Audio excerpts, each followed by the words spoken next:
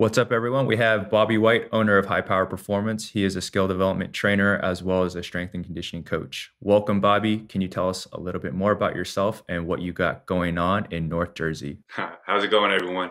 Like you said, my name is Bobby Whyte. I work out of a gym in North Jersey in Morris County. And for the last 10 years, my vision has been to just kind of blend the worlds of athletic performance, strength development with the skill acquisition side. And I started with that, and every day I just try to keep progressing towards that vision. And it seems I've begun to kind of separate myself, at least in my area, as the only place where hoopers can come in and work on both aspects of who they are, from a physical standpoint to a skill acquisition standpoint. Gotcha. So an athlete walks into your facility. Can you talk? And he's like, Bobby, I'm committed to working with you for the next 4 years. I'm going to show up at every session. Can you tell me a little bit about maybe the assessment process and what you're looking at? And yeah, what's that process going to look like for him? I mean, before he even opened his mouth and said that, I'm generally watching him walk in the door. I look at body language, I look at, facial expressions. I'm just looking about how he carries himself. And you do this long enough and you work with enough athletes, you can start to see there's a lot of common denominators with how the top athletes carry themselves. So before they even give me those words, does their body language, does how they carry themselves match those words? And I tell a lot from that. So he may be telling me he's going to work out with me, for 4 years, I'm ready to commit, but I can get a lot by, just his voice, just how he carries himself with that. But let's say we get past that and they come in and they want to work, commit for 4 years. I used to like demand that they go through a whole, movement assessment, that they used to go through all my testing, which we can get into. But now I'd rather them just kind of jump in. I want them to feel what it's really like. I don't know if I retain more clients this way or not. I could actually look back and do the math. But I like the sense of kind of just throwing them in. Nothing I'm doing from a strength standpoint in the weight room is, going to put them in a position that they can hurt themselves. I'm very careful with that. And on the skill side, I want to see how they move. I want to see how they work with others. I want to see how they work with me. And I just want to see if it's a good fit. So before I get numbers on whether it's your vertical broad jump, motor control, all that type of stuff, strength numbers, all these things, I want to see if it's a good fit with me. Because the longer I do this, the more I realize that I'm not for everybody, and that doesn't mean what doesn't that mean? It doesn't mean I'm for everybody. And some people might be better served working with you. Some people might be better served work with the person down the street, and that's fine. And by understanding that, I've kind of been able to create a culture, right? Where, all right, this wasn't a good fit. We didn't vibe or whatever it was, and you're free to go, and it's no hard feelings, right? And so everyone wants to, it's about like acquiring the masses of athletes, and I've always centered on the athlete in front of me and serving him to the best of my ability. And now that you come in and there is a culture in place. That was a Right. long-winded So, answer. no, I think I know what you're saying. You're trying to call out the people that don't want to be there and that you don't want to work with, right? You're trying to create a select culture of people who are like-minded and want to achieve kind of a similar goal. Yeah, and I don't know if I sought out to do that. I just knew and I believed in what I was doing. I knew it worked. I mean, with my own personal story, I knew the change I made from an emotional, mental standpoint. I knew the changes I made from a physical and skill acquisition standpoint, and I know it worked for me when we don't need to get into my whole story, but I was a heroin addict stealing from people. And within 6 months of getting sober, I completely changed my life around, where I was traveling the world, playing, and then traveling the world, training athletes. So I have evidence, I try to back up all my thoughts, all my, emotions and everything. And, is there evidence to support what I'm doing works? And when I do that, right, I can see what works and I can see what doesn't work, but I believe in what I'm doing with these athletes because I know it in my heart, right? I live to serve them. I really do. I want them to come in. I want them to want to be there, and I want them to almost want to be there, but know they're learning from me that they don't necessarily need me, right? I want to inspire them to leave the gym. When I hand a kid my shirt, I'll joke, don't embarrass me, right? When you leave it, I want you to carry yourself differently. I want you to walk differently. I want you to, if there's a kid sitting by himself in the lunchroom, I want you to be the type of person that goes over and sits with him. When there's a crowd, right, and they're all laughing and they're ganging up, whatever, separate yourself from that crowd. And that's, I actually honestly got it from my church. The slogan at the end of the slogan is plow a counterculture. And Mm. that's the most important thing to me, and that's what I'm doing. I'm plowing.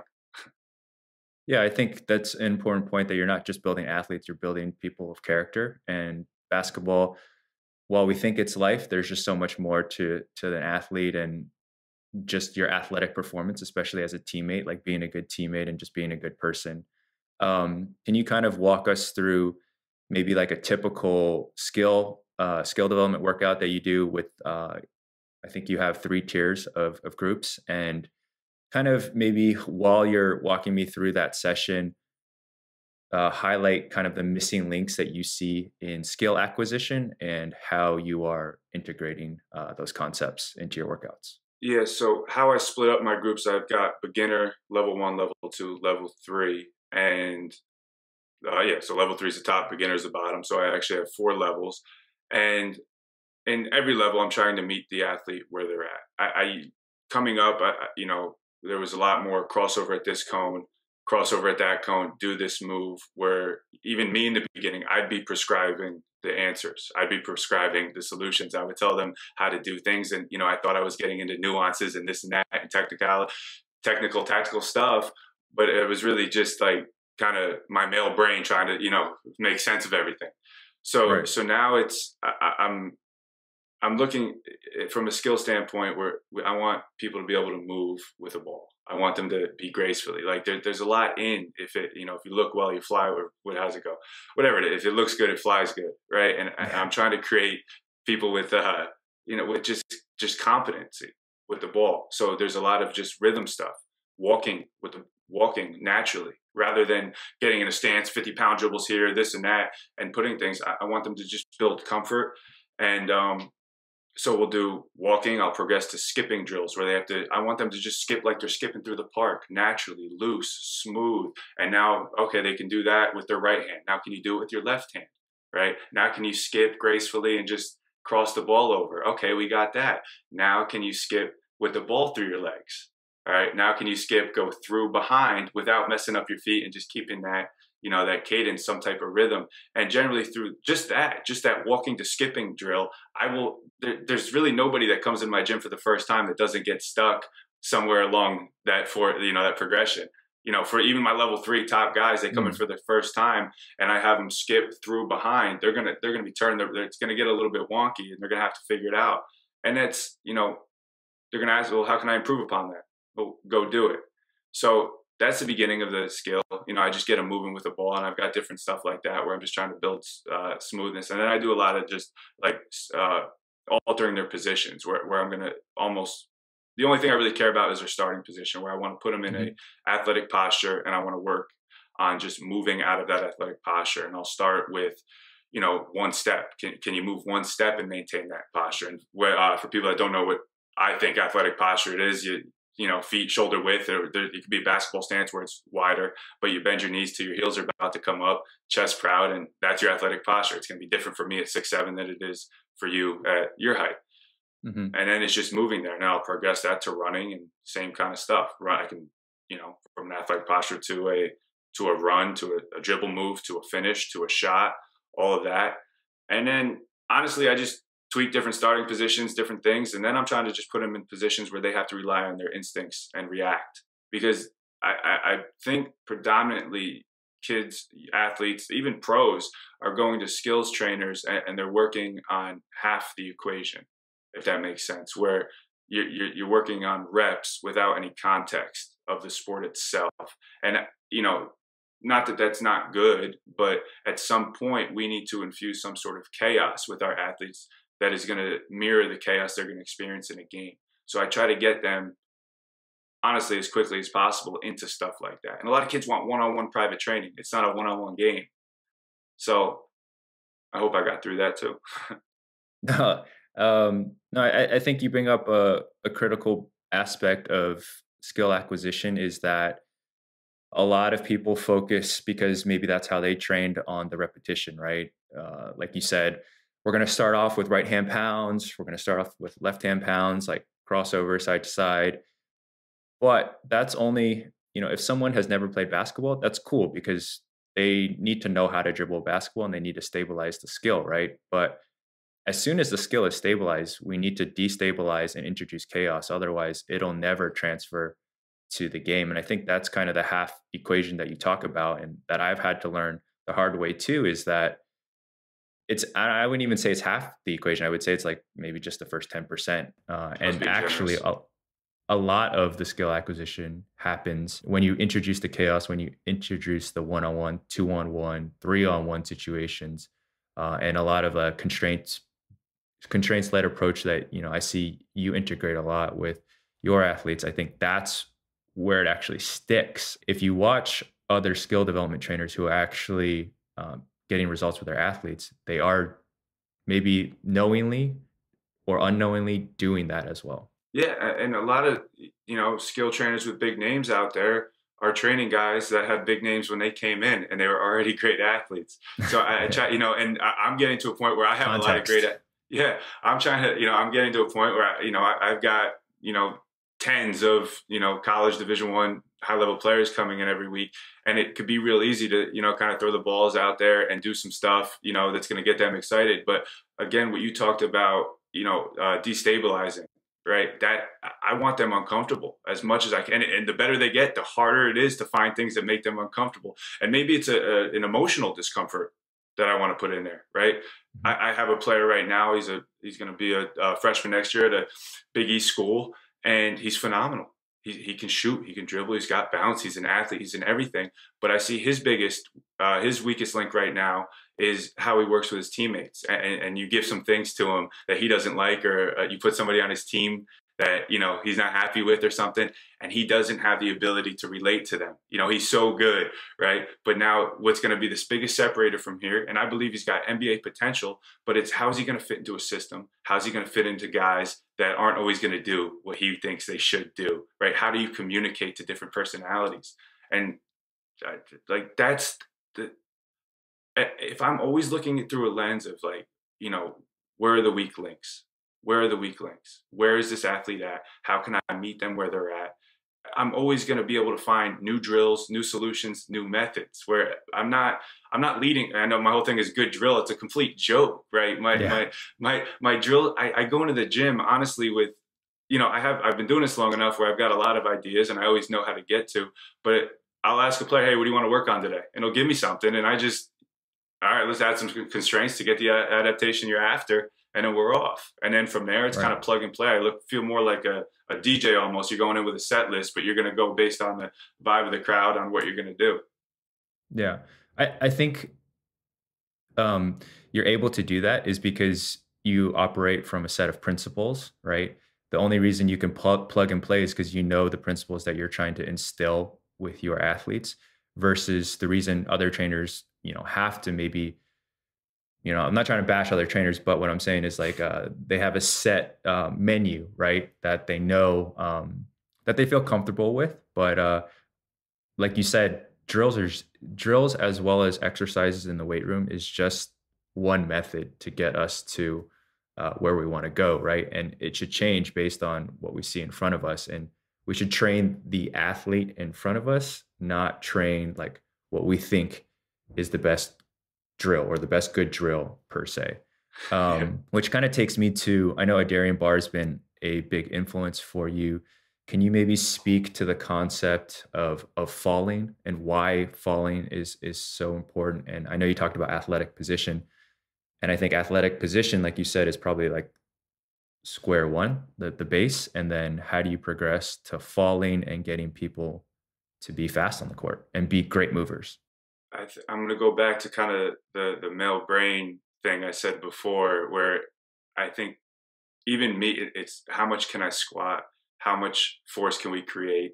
If I want to jump higher, I must have to push harder, right? I must have to use more effort.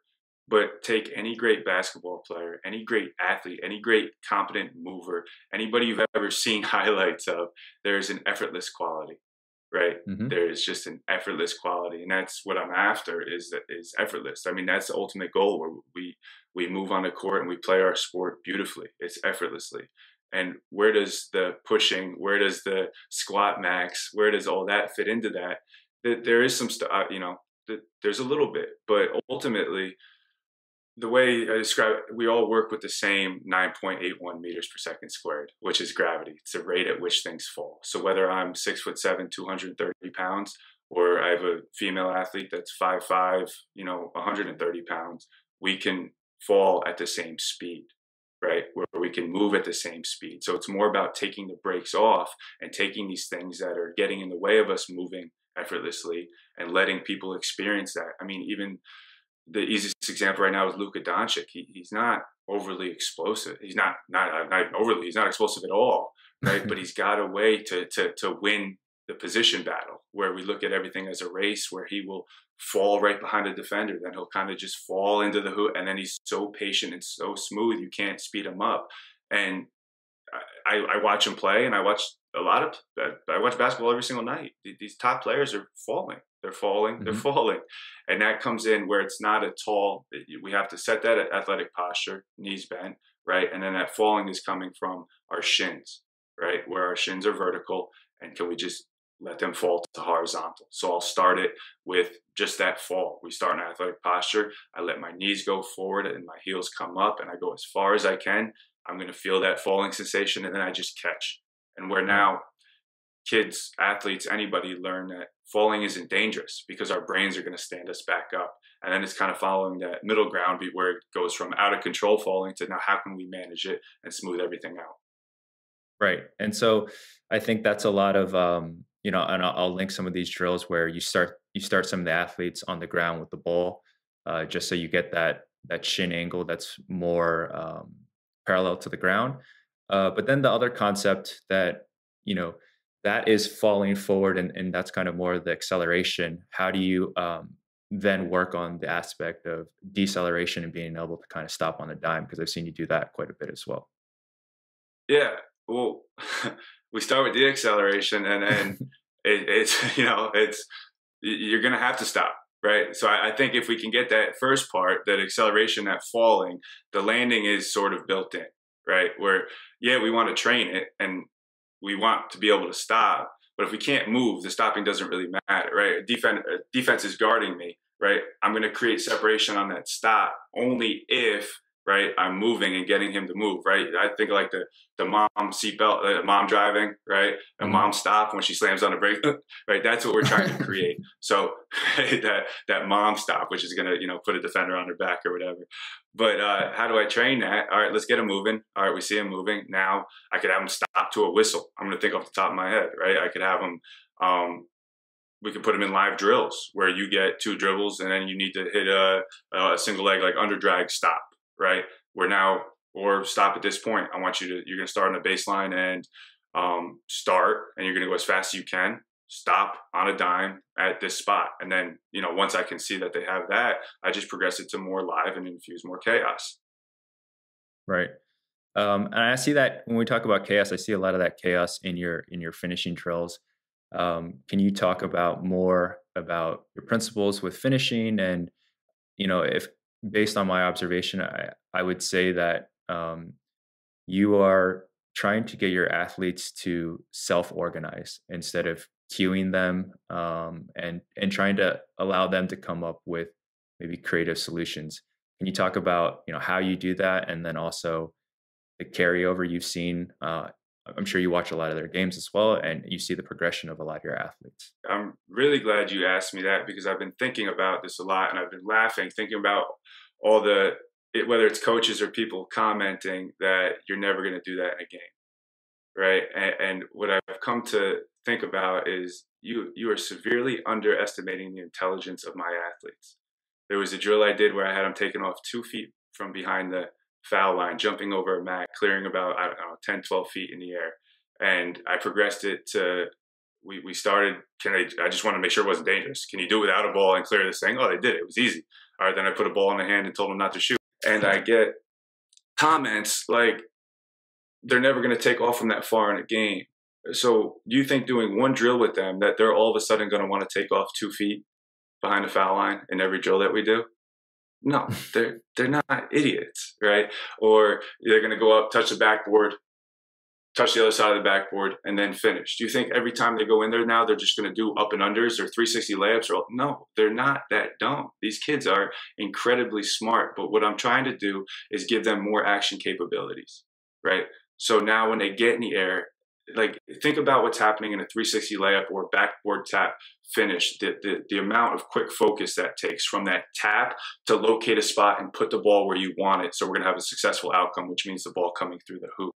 It is speeding up, right, their rate of focus to put the ball where it needs to go. Now in a game, if there's a double team, if there's a something where you're going up and under, every time, like you play at a high level, you may get some fast break layups, but you're going to be going up, around, through, over the top. You got 7-footers, you got small, quick guys. There's so much there. Now, how can I, again, try to replicate that environment and challenge them? Because these kids I'm training what you're seeing these videos of, these are really good basketball players. Most of them are going to college for free. They know how to play basketball. They're not going to all of a sudden be doing this stuff for no reason. So, and my goal isn't to maintain them. My goal is to grow them, right? So again, what brings me back to my point before, I have to find new ways to challenge them, because I really, really believe that if I'm not challenging them, I'm not changing them. And I want to be somebody that changes. Sorry. You're also changing them too with the built-in variability, right? Like I think I saw one of the drills where you had them start behind the baseline. They had to touch the backboard and then touch the rim on the other side and then finish it. And then the progression was that to, I guess they had to finish against 2 defenders. Was that the progression of those 2 drills that you had those back-to-back posts? So I started with a drill where they had to go up, touch the backboard and finish. And we did that. And probably 50% of the kids there couldn't do it. Right. So now there's discomfort. I couldn't do it. Right. But so what would I say to you? So you're in my gym, you're looking at me like, what'd you just say? I'd be like, do your best. Do it to the net. Do it to whatever height you can get to. Right. But everybody wants a detailed approach. Well, what if the back of my backboard doesn't have that thing hanging down the top? It does. Everybody wants this perfect drill. And that's why I continue to put out different stuff to kind of show how, my brain works with this. Sorry, I cut you off, but where were we going to? Imagine the progression from that was now to a live drill where I put the balls in the defenders. The defenders actually holding the basketball, and it starts. They both had the balls. They both had the basketballs. One that's going to handicap the defenders a little bit from a defensive standpoint. I could argue that it's going to help them move their feet more rather than reaching, right? But now the offense gets a slight edge to beat the first guy at the wing, and then underneath the hoop is somebody coming out for a closeout to meet him at the rim. And I didn't actually plan this. It's just what happens. I go back and look at the videos I took of that day, and you look at the videos of the kids doing the backboard touch finishes, and now you watch the video where I didn't tell them anything. I didn't tell them how to finish. I didn't tell them what to do with the basketball, but you can see it direct. I mean, you could compose the videos on top of one another and see that what they were doing against a live defense is very similar to what I had them doing with the backboard touches and finishing. I think that's such an important concept, because what you said, you're not cueing them, but also not only were you not cueing them, the skill that you wanted emerged naturally. And now they don't have to think about it, right? Because I think so much in basketball skill development or the weight room, there's so much cueing, and that causes sometimes noise in the brain. And as you know, when a player gets on the court and he's going against the top player in the country or the top player in his county, like, you're in survival mode, right? It kind of goes back to your first point with you're trying to create effortless athletes. Well, effortless athletes don't think, they just react and move. It's not like, oh, like I need to get into Bobby's athletic position, right? It just happens naturally. Like, and then when they're going up to finish, it's not, oh, what's that drill we did? It's kind of like, it just happens. You see the, defender, and you just react based on what you see. And that's kind of the athletes we want to create, is the ones that naturally do those things, versus I'm sure you see a lot of kids who are very analytical and think too much almost. And you're trying to almost turn off their brain. Do you have those kids in the gym? Oh yeah. And I cut them off. They start asking me questions, right? They start like, dude, we have a Big East player right there. Watch him. He's really good at this. Watch, because we're going to learn a lot better from seeing than me trying to explain something to you, right? We're adding levels of language that don't need to be processed. Your brain isn't working right. right? The way that you're trying to get to this answer is not right. And they've become so dependent on us, on trainers, on coaches to feed them the answers. And it, it's really cool. My top guys, I I watch if I have my other trainer setting up a drill. They're already going through it in their head as the trainer's talking, right? I see them. I want you to do this. Next time you're teaching a drill, pay attention to what the top kids there are doing or top athletes there are doing. And they're already processing it. They're already going through the motions. They're almost like vision questing it, before it happens. Trying to And feel then it. the worst ones, right? They're questioning, they're thinking, they're asking more questions, right? They're like, and then they come up, well, how do I do this? How do I do? You just go do. Stop with the questions, right? You've got this. Yeah, Yeah. I recently started jujitsu this past year, and I realized I was very similar to that athlete at the beginning when I first started. I would be like, "Oh, what if he puts his hand here?" And I just realized I'm like, "Oh man, you're that kid." And Hmm. then I realized my instructor is like world class, and he would always say, "If you don't know how to do it, watch me and copy it to the best of your ability. Copy it to the best of your ability." And he's like, "It doesn't need to be perfect, just mimic it, copy it to the best of your ability." And that was at first it was very paralyzing for me. I'm like, I can't copy it because I don't know what I'm watching. But it clicked in my head, just watch. Stop thinking, just watch, and then try to replicate it. And there's so much power into that, and it removes that aspect of overthinking things too much. Yeah. I mean, every verbal cue I give, everything I say, everything I try to instruct, any of that type of um, stuff is taking away from their focus, right? The easiest example to explain that would be a jump shot. If I have a player and I'm working on his jump shot, everything I tell him to do with his body is robbing him of the ability to quiet his mind and focus on putting the ball through the hole. So before I talk about mechanics, and we're going to stay in shooting here just because it's easy, I think more people will understand it. I want them to just look and shoot. Is the ball going where your eyes are? Is the ball going where you're focused? And that's a little process. It takes some time, but it's more now in those type of things, I'm calm, right? And everybody, I know the players that have spent years doing form shooting from their pocket, right? You can see that hitch, the ball stops here. What have they done? They've done single arm shooting from here, and they've done shadow shooting, all the different shooting drills that started to their shoulder. And now when they pick the ball up on their opposite hip over here, the ball always has to go here. Watch anybody shoot. That ball goes to the release. It's fluid, right? It's going to the release from anywhere. So now I need to break that. But I don't even want to start that. If I have a young player, right, there's no shooting pocket. It's let's can they build confidence that that ball is going where they're looking? Mhm. And then I might need to make some adjustments and do it, but I try to keep it at a minimum. I have just a more specific question to that. If you have an athlete who's maybe trying to change something in his shot, so say you got a guy, he What's he comes to trying to you and change? let's say he's trying to lower his release. Lower his Would you use release? it lower the height of maybe his shot block, and maybe he shoots like this, and he feels like that's an inefficient shot, and he wants to shoot a little bit lower because he's been watching Steph Curry and Trey Young. You guys have decided to mutually change And his we're shot, trying to and bring it down. it can Let's be say anything. You it can makes bring more it sense if down he had or a up. hitch up there, but there's a hitch. He's bringing it up too high. There's Sure, a hitch, sure. There's a right? Would hitch. make more sense to me. I can add speed to it. So initially, let's see what happens if we just make him go fast, right? I mean, all the best shooters have commonalities in their shot, and even the worst shooters, everybody, it's one hand underneath the ball, fingers to the floor, right? I mean, why does our shot look like that? Why don't we shoot with two hands? Why don't we shoot over the head? Why don't we shoot underhand? Why don't we shoot some other kind of form you've never seen before? Why is there this form that is pretty universal? Do you know why we have a form that's universal? Like, why does everybody kind of shoot the same way? There is variability within how everyone does stuff, but there's always like common principles that must be true that are invariant. So, like you said, there's other ways to shoot it, but at least within maybe what we've seen, this is some variation of this is probably going to Yes. be your most optimal or highest success. So Yeah. that would be my guess. What, it's efficient. It's got to be the most efficient way to shoot, right? I would imagine, Naismith created the game. There's probably all different wacky things going on. And over time, right? Over time, we grow, we learn, and we have decided that, we don't do the two-hand, his son does, but we don't do the, the two-hand set shot anymore. 99% of people are shooting with one hand like this because it's efficient. It can handle speed.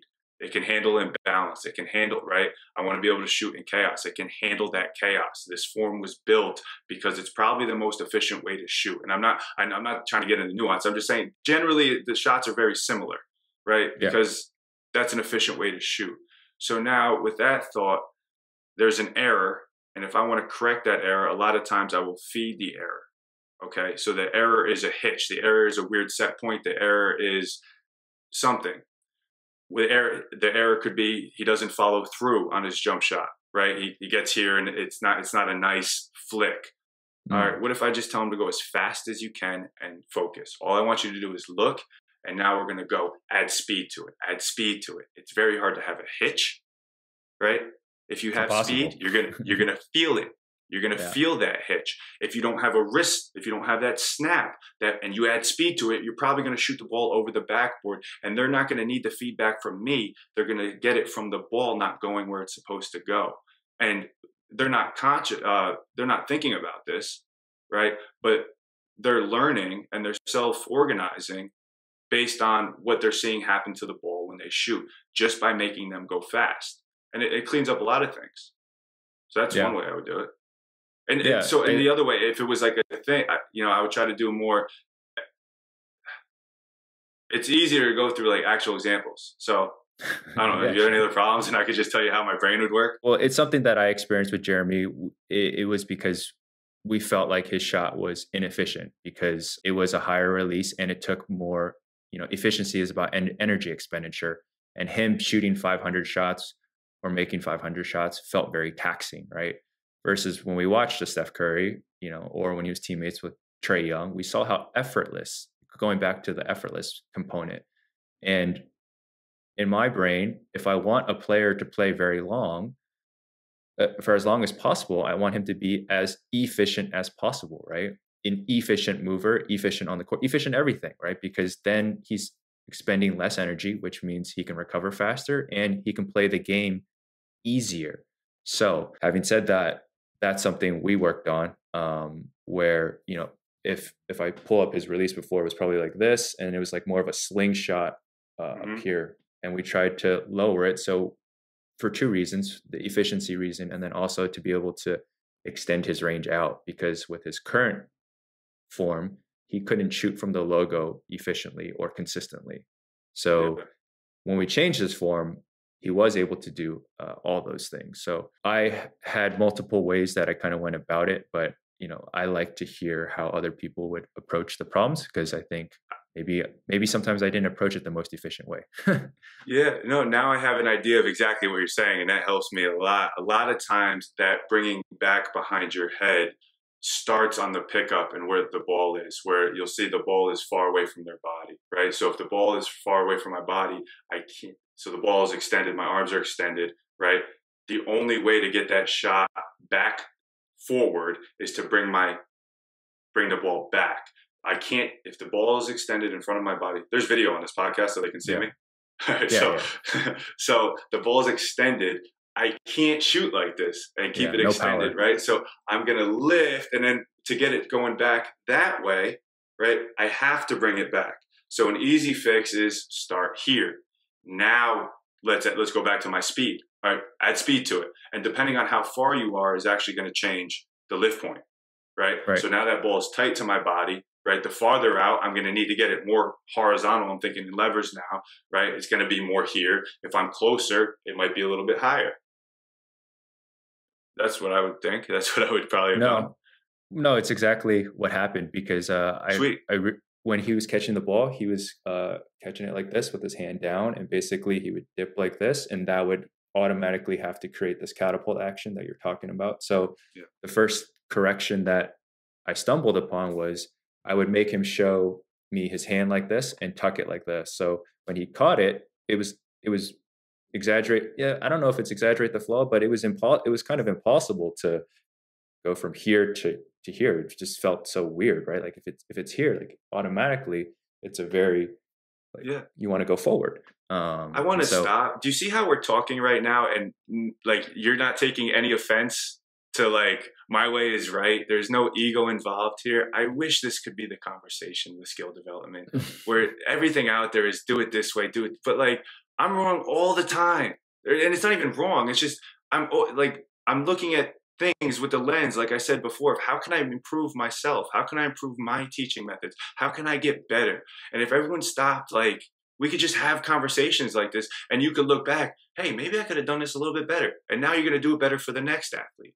And this happens, I could be on the direct opposite side of this conversation right now. And I could bring up, a case study or an athlete that I trained and you could give me advice. I'd be like, dang, I wish I knew that now, but I'm going to use it going forward.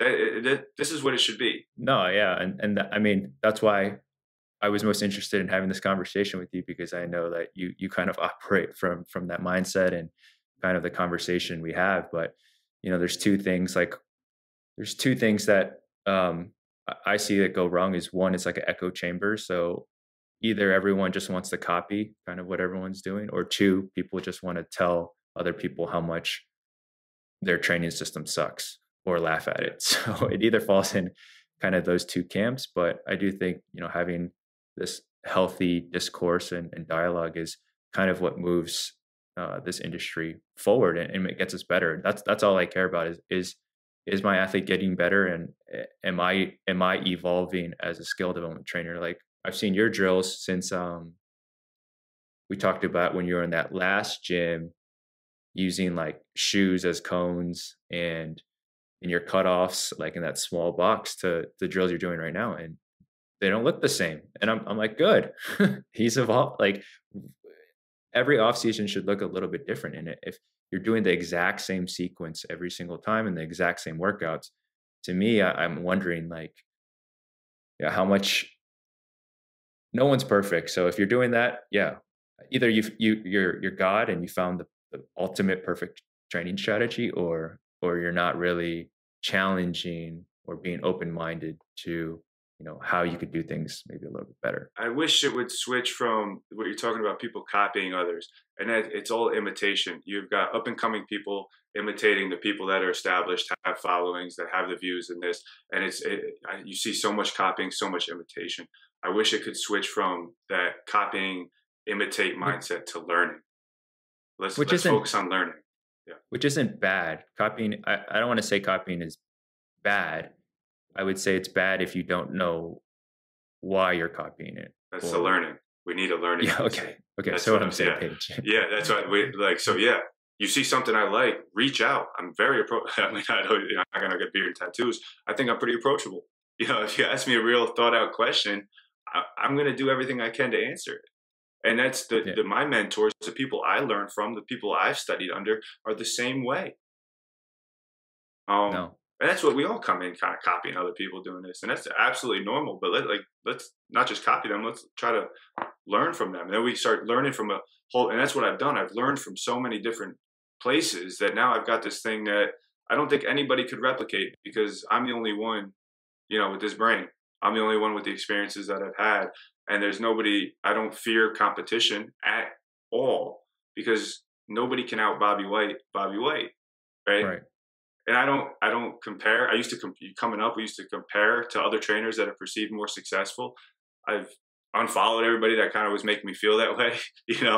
Or I had, if I'm scrolling now and I see a post and it gives me it puts something Okay. negative in my brain. If I start to get jealous, if I start to feel something, I unfollow. I'm done because it's dangerous and I don't want to go down that route. I want to do the best I can. That's it. No, that's a great tip, and I'll have to go through my IG after this. Can you talk a little bit more about environment at your gym and what is the culture at HyPower Performance? And when I say environment, um, I haven't been to your gym, but I've heard you talk about how you use environment to challenge kids, and I think we touched on it previously, but what you're really touching on is the emotional and psychological aspect of training that I think often gets overlooked or missed? Yeah, me as a human, as a person, how I carry myself in the gym, outside of the gym, is the same. And I live in this like joking, sarcastic realm where I don't always have conversations like we're having now. I'm very, very sarcastic, and it gets me into trouble sometimes. I'm always joking, but underneath that, there's this guy that has been through so much stuff, right, and overcome so much stuff. And through that overcoming, right, these issues, mental issues, addiction issues, all this kind of stuff. I I don't know a nicer way to say it, but like, I will rip somebody's head off to win, right? And because I believe in myself now. Like when I was a mediocre Division III basketball player to making the All Star team at Dykeman and all these New York City leagues, and then getting overseas in a span of 6 months. That was the shift. I believed in myself, and I understood that I've got this monster, right? That if I can just control, right, I can. I'm a very good at winning. I'm very competitive. So I like to live in that sarcastic, joking world, but everybody knows me, knows I can flip a switch in a second. And there are days where I will flip that switch to to to test the environment, to add turbulence to the environment, to see what these athletes do.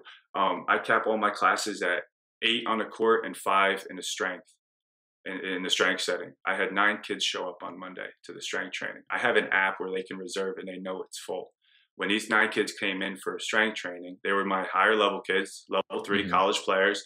They started shooting basketballs on the opposite end of the gym, and it wasn't their time for basketball, right? And normally, if it was just them, I wouldn't care. But we also had a full level 2 class and a full beginner class, and it was probably about 15, 20 other people in there. And I see it, and it looks messy. It looks disorganized.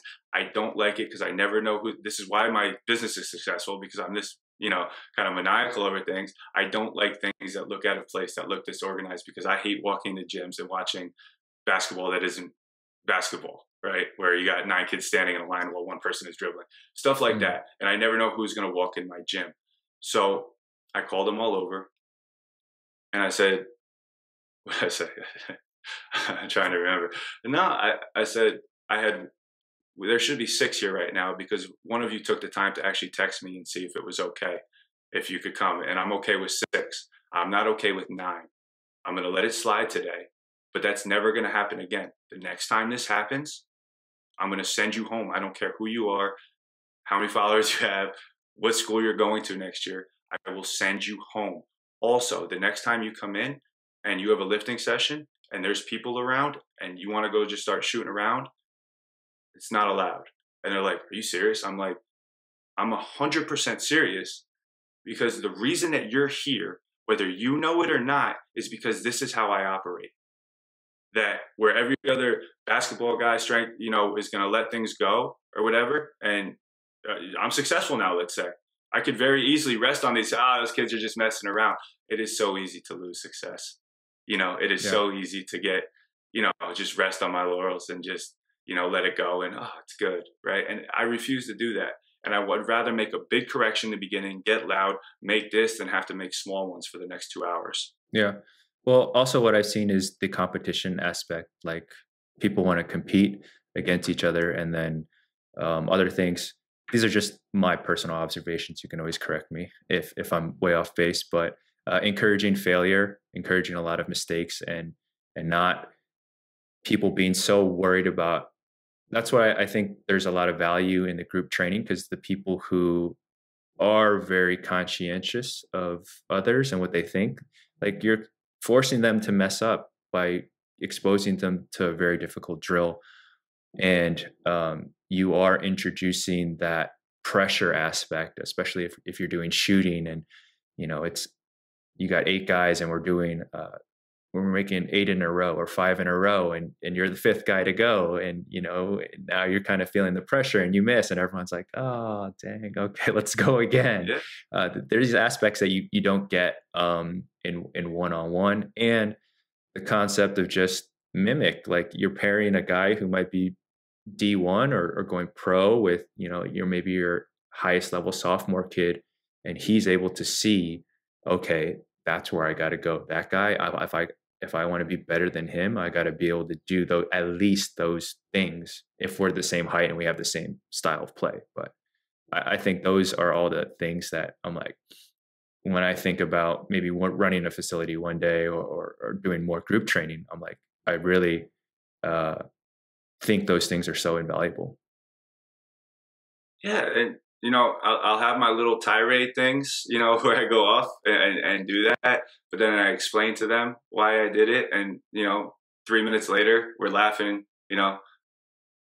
making fun of each other, and it's light, and we're back, and everybody knows everybody knows why they're there, and I brought in everybody last night or the night before when we got done with training. I said, does anybody here not know what they need to work on? And not a single kid put their hand up, and I believe them all, because I believe all progress starts with truth, and my balance as a coach is to balance truth with love.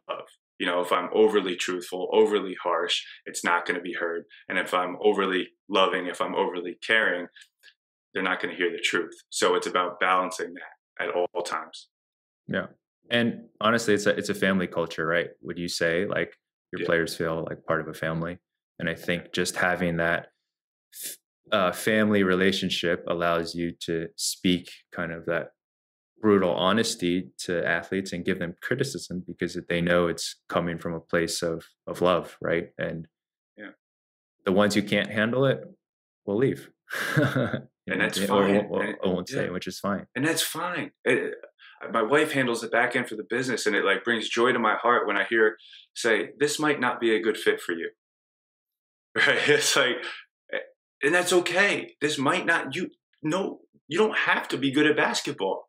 I'm not telling anybody that they have to train this way. I'm not telling anybody that they have to be, good at basketball or great at basketball. But if you come to me, I don't care if I'm training my dog, if we're playing ping pong, we're can jam, spike ball, you name it. I will compete. That's who I am. It's in my DNA. That's what's fun for me.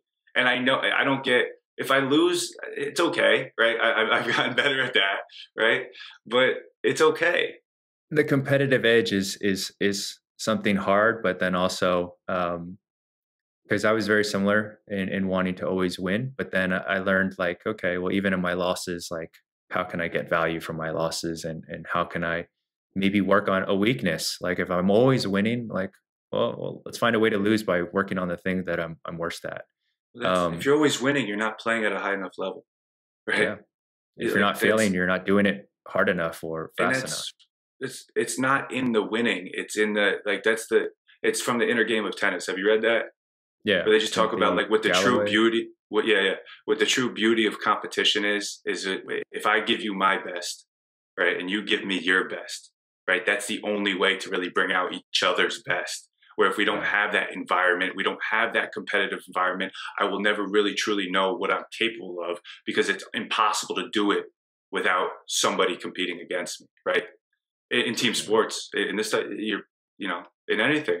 And I remembered a point I wanted to make before. Have you seen a college program or a pro program where people don't get singled out? I think, okay, I understand what you're saying. At the highest level, yes.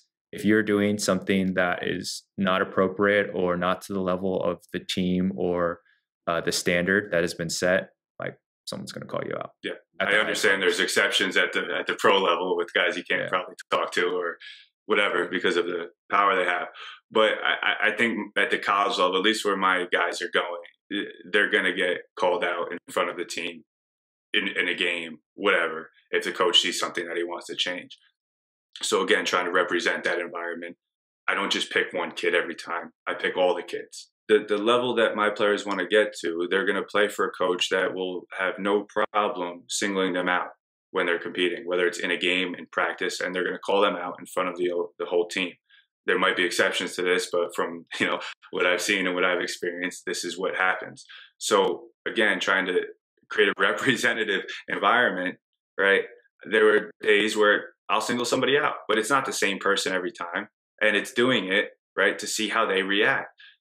I know the coaches of every single player I train, right? And I know what I'm preparing them for. And most of these coaches, when they're berating you, right, want you to just listen, not say Mm. anything. And it's really hard for these competitors to do that. It's really hard for these top guys. It's hard for me, right?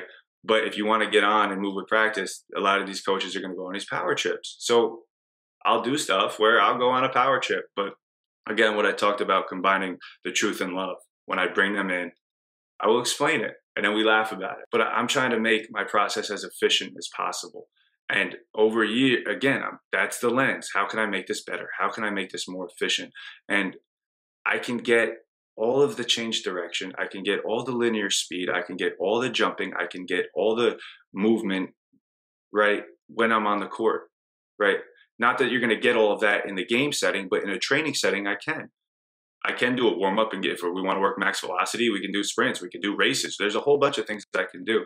So I say that to say, in the strength room, I want to give them, in the strength room, weight room, strength setting, I want to give them what they're not getting, things that can build them up to either do their sport more, not break down as fast. I hate injury prevention, but can we strengthen tissue? Yes, right? That's what strength training is, right? Create more resilient, robust athletes with stronger, tolerance to load, right? Mm-hmm. And what does that look like? I want to, I need to make sure the load is proper. And I mean, we can get as nitty gritty as you want into the details, but it takes, proper loading, proper reps, proper sets, proper recovery, all of this. And it takes simple movements. Pick a couple lower body exercises. If you want me to name some, it's easy, right? A squat, a deadlift, a single leg squat, a split squat, a Bulgarian, there's, there's a bunch. Upper body exercises. You got pushes, you got pulls, you got overhead, right? Pushes, you got over vertical pulls, right? We have rotational, we have all these, core things that if we load properly, we will get the adaptation that we're after. Now, where I change is what adaptation are we after? Are we trying to put size on somebody? That's going to change the rep scheme. Am I trying to create strength, resiliency? That's going to change the rep scheme. That's going to, are they hitting a point where they're not? And that's in the beginning, I have to test, not that nobody, everyone cares about their vertical jump, and I test a lot more than that. I'm going to do, a vertical jump, a broad jump, a single leg broad jump, a hands on hips broad jump. I'm going to do a double jump, a triple jump. I'm going to do a 2-1-2 single leg jump. And I'm looking at motor control. I'm looking at how they move, and I'm doing all these things.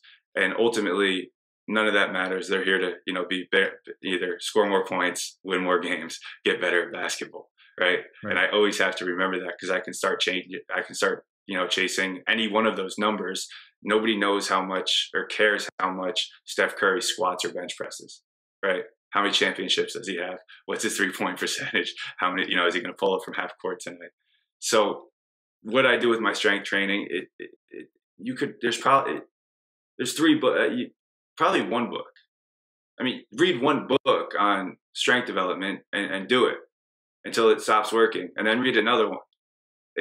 We can make this really simple, where honestly, it wouldn't take much for every skill trainer out there to really just get some baseline knowledge of how to actually get people stronger. Can you elaborate what you feel that the athlete is not getting on the court that he needs to get in the weight room? I would say load would probably be one. Are there any other things that you're thinking about? Yeah, so I want to build the athlete.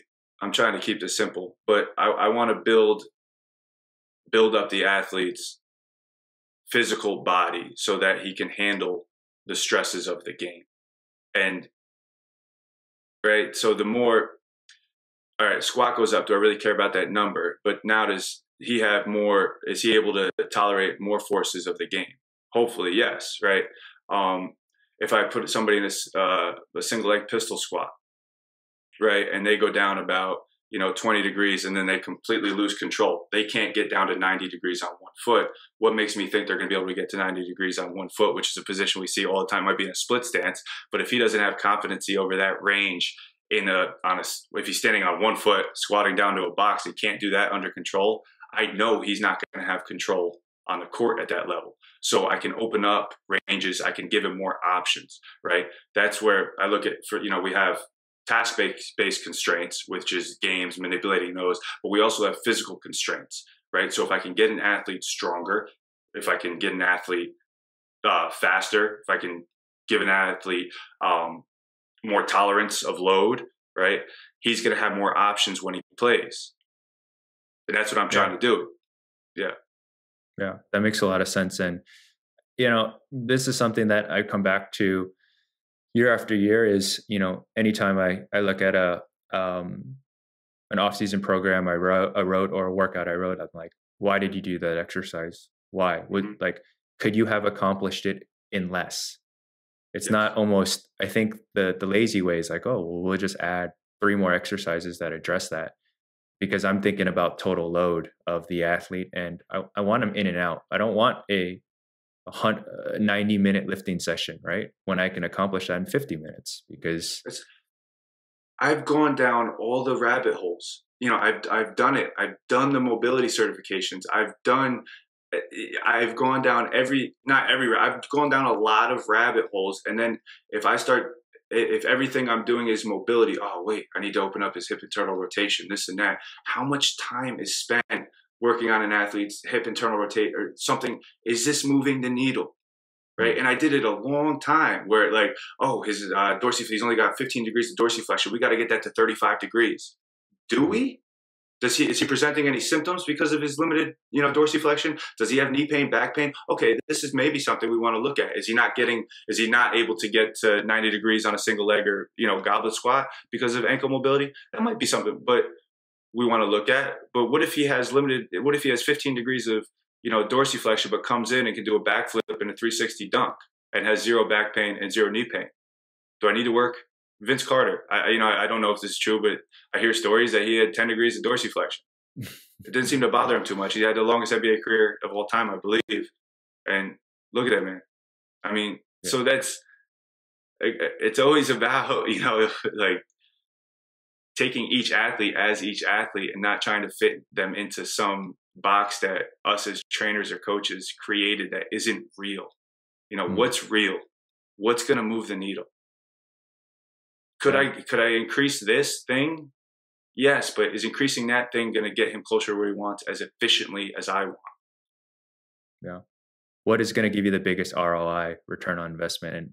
And that's a question I ask that question before I start every workout or plan any workout, and I ask that question after every workout. Was that the best way to do it? Was that the most efficient way? And I don't know. Maybe I'll never come to the perfect answer, but I think You that won't. process in general is a healthy process. Just to transition to a little bit more personal stuff, like I'm really interested in, you don't have to give the full version, but how do you go from being a heroin addict, struggling with alcohol, stealing from your family and everyone around you, to being a strength coach in China, to running a elite facility in New Jersey where you're training hundreds of kids that are going to D1 and beyond? What can you tell us about kind of that journey? Well, now I'm crying.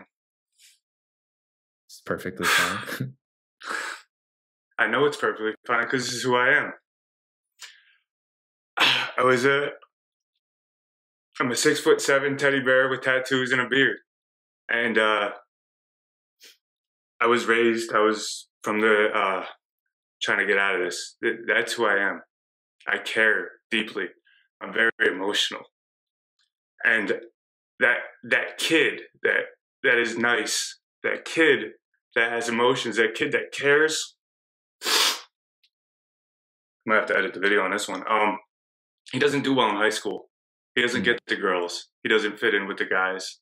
He doesn't relate to that. So I was terrified of that person, which was who I really was, this nice guy, right? And because I was terrified of that person, I did everything I could to destroy that person. And throughout high school and college, I stopped caring about who I was and only cared about what you thought about me. And the fear that I lived with was, if you knew who I really was, you would reject me and you would hate me.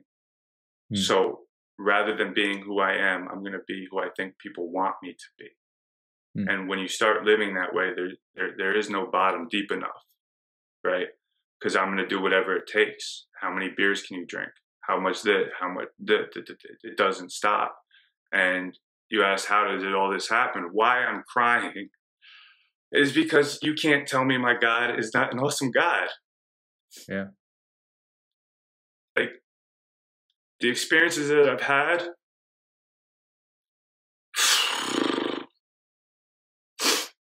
it's here.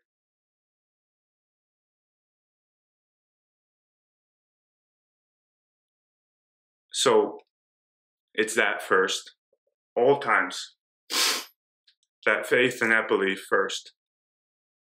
And then it was getting beaten into submission, right? Where I didn't want to be stealing from my parents and stuff and doing drugs every day. But I feared again what would happen if they found out that I was Mm. doing that. I was terrified. I've got 6 sisters and they're all super successful, doctors, attorneys, that kind of thing. And then there's me getting high by myself every night watching Netflix, telling himself it was the last time every time for 2 years, and then waking up and an autopilot would kick on, to find money to support my habit. And what would happen if my family found out? And the best thing that ever happened to me is I got caught, right? And my mom, she's like 35 years sober now, was 25 years sober then, kicked me out of the house and did exactly what she did. And it was the greatest thing anybody's ever done for me, right? Mm. Was kick me out of the house. And that's, I didn't, it was like, I hit this point in the road where it was like, I'm going to die or I'm going to get help. And, I chose the latter. I chose the help. And I couldn't put a sentence together. I found groups of people that, I surrounded myself with, and I completely changed everything about. I had, luckily, a mom that could point me in the right direction for, recovery and help. And I surrounded myself with people that loved me for no reason, before I could love myself. Mm. And I managed to put some time together in the beginning, and these new relationships, these people that loved me after, a couple months, even if I wanted to get high, the thought of disappointing them, I'm still a people pleaser. I still want to always over deliver. I still want people to like me. The thought of these men, right, and losing those relationships, honestly, is what kept me away from it. And I was able to just, a day at a time, put it together. And because they believed in me, because they saw something in me, I went from not being able to put a sentence together to actually being able to open up and talk about what's going on and address the core root issues. And I went through an entire process of that, of, self-examination and all the kind of things and triggers and stuff that I had. And I had to get extremely, extremely vulnerable, which you can see Mm. I don't have a problem doing anymore. Right. Yeah. And, it's insane. Within 6 months, I'm a trainer, and a little bit after that, I'm, where'd I go? I was working with the New York Giants. A little bit after that, I started my business, and a little bit after that, I moved to China. Since then, I've been, traveling. I've been to, Israel a whole bunch of times and doing all this kind of stuff. And I think it all started with that, I need help, and I can't do Mm. anything alone, and it's okay to ask for help. And you start to be able to more, to lean on, and I don't want to say it's like leaning on my own understanding, because I believe, I'm leaning on, my faith's understanding, but I Mhm. learned to trust I learned to trust that relationship. So I don't know if I answered the question, but I cried a lot, so that's good.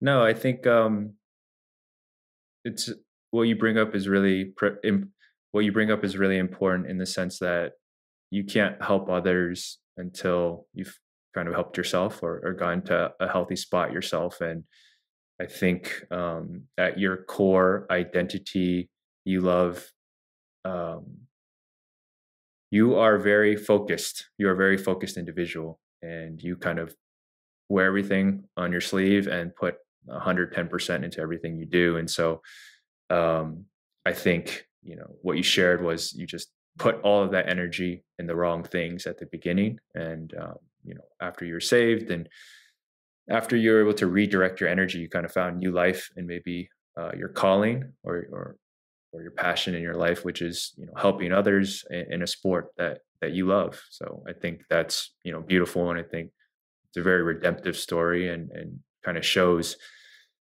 you know, the power of faith or God. And, not everyone believes in those things. Some people believe in, themselves and being able to turn the corner themselves and other things. And whatever that thing is, it's kind of critical that you find it, I would say. Yeah. Um, you know, what advice would you kind of give to, it can be your previous self or, trainers. I'm sure a lot of trainers reach out to you on Instagram, wanting to get into strength and conditioning and skill development. Um, I know you have your qualms with skills trainers not understanding skill development at a higher level. I guess, what advice would you give? Yeah. What general advice would you give to that person? Be a learner before you're a trainer. Focus on that. Focus on the service. Focus on the deeper things behind the. It's not about the drills. We can talk drills. We can talk exercises. We can do that, and you could probably be not probably. You can be very successful doing that.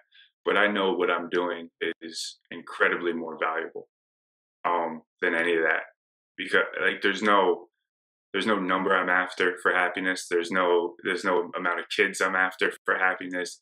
All my happiness is derived from every moment, every day, serving the person in front of me. And that doesn't mean I don't get out of whack. There are times when I get out of whack and might be overly focused on business or overly focused on something or whatever. And I've got it written down in various notebooks all over the place. Serve the person in front of you. Start with one person, serve him. Now you can expedite growth with marketing strategies and all of this, and you might get to a certain number before I do. But I'm not racing. I'm not competing with anybody else. Have I learned from people? Yeah, but at this point, it's the beauty is in what I'm doing. I just put out this program. And the guy was asking me, what number is going to make you happy that we sell? And I can't even answer that because we sold 10. The next step is the same as if I sold 100 or 200 or 1,000. I'm going to make it better. I'm just going to keep that. That's it. Keep making it better. Everybody's out here trying to be different, right? And in the act of trying to be different, you're becoming the same. If you want to be different, tell the truth. If you want to be different, be better. Be more organized. What are simple things you can control on a day-to-day basis? Control them. And then you've created a new high power system or good drill. Can you tell the viewers more about the program you've created and kind of your life's work and what that entails? I wanted to have something. I feel like an issue with, there's a ton of great programs out there. You could get a vertical jump program and put all your effort into that, but are you addressing the other qualities that a great basketball player needs? Are you now spending 2 hours a day on a vertical jump program? And that's great. Your vertical is going to go up, but maybe that's not your problem, right? Or, you get a strength program and now are you putting an hour, 2 hours a day into that? And is that all you're doing? Right? You're hitting one check, but we talk about the environment of basketball. There's check after check after check after things that need to be done. And I wanted to have a program that would allow kids the ability, or athletes. I got coaches behind us, which is awesome, and pros and people. I just say kids. I don't know. Maybe I'm getting older, but I wanted to have the ability for hoopers, right? To have something as a blueprint that they could build upon. So you can see all my principles, you can see all my methods, you can from the strength side and how I could progress things. Is that the only way I do things? No, but I wanted to make it a strength training as simple as possible for you. I'm not going to get into squat mechanics and this and that. If you want to know how to goblet squat correctly, I'm sure you can follow some guys that are going to tell you how to goblet squat correctly because they're posted every single day 9,000 times. I could do it and I would get a lot more views. I would get a lot more video things if I started doing single leg jump progressions, right? Or here's 5 moves that are guaranteed to work every time. That's not how it works. There's no 5 moves that work every time because there's that coupling we've talked about. But what I can do, right, is put kids in a position to create where they start to trust themselves, where they start to be able to, where they're able to rely on their instincts and make decisions. And from a skill standpoint of the program, I wanted it to be accessible for athletes to do alone in the gym, but you can take anything I did and scale it and turn them into games and do all that kind of stuff. So That's pretty much, I don't want people to rely on me. As crazy as that is, I don't want my kids to need me. I want them to like me, keep coming because they like me, but I want them to become their own trainer in a sense, because that's the best trainer you have Yeah. is yourself. Yeah. I think that's like the Jedi Master is like, it's not everyone wants to know the drills, everyone wants to know the progression, but it's teaching you how to be what I like to call it is a professional problem solver. And that's what we want our athletes to be is one day you're not going to have a coach, when you're not going to have a strength coach, you're going to actually have a maybe a head coach who's against you and doesn't want to play you and actively trying to sabotage your career. Like, how are you going to problem solve? That's not a self-organization motor problem. That's a different problem, right? But have we equipped you to be able to troubleshoot, all areas kind of your life? And that goes to why environment's important too, and why building character is important, because again, like there's so many facets of basketball that people don't think about or don't think that is relevant to training a basketball player holistically.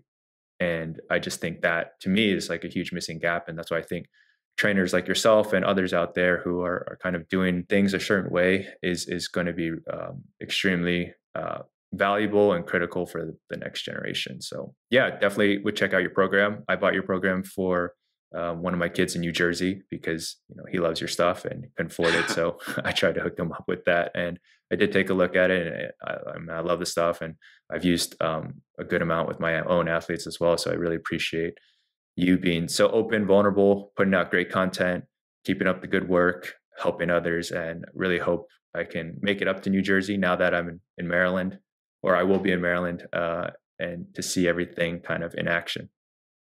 I would love that, and we can maybe figure out a way to meet halfway or something. And go fishing and Yeah, hunting. You'll have to, I'd, you have to teach me I'd how rather to be duck hunted. hunt. Yeah. Yeah. Cool. Well, thanks for coming on, and appreciate your time. Awesome. Appreciate you.